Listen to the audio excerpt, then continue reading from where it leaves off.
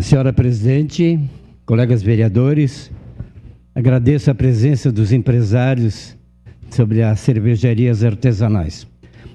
É uma satisfação para nós da bancada do PSB falar sobre um projeto que valoriza as cervejarias artesanais.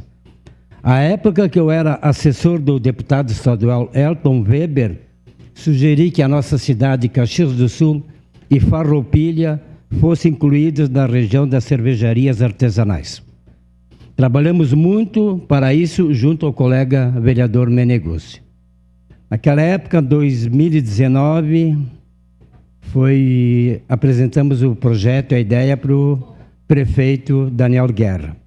Aceitou e nos recebeu muito bem aquele dia.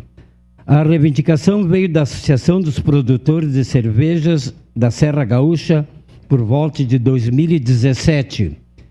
E dados na época mostravam que Caxias do Sul era a terceira cidade do Brasil em número de cervejarias artesanais.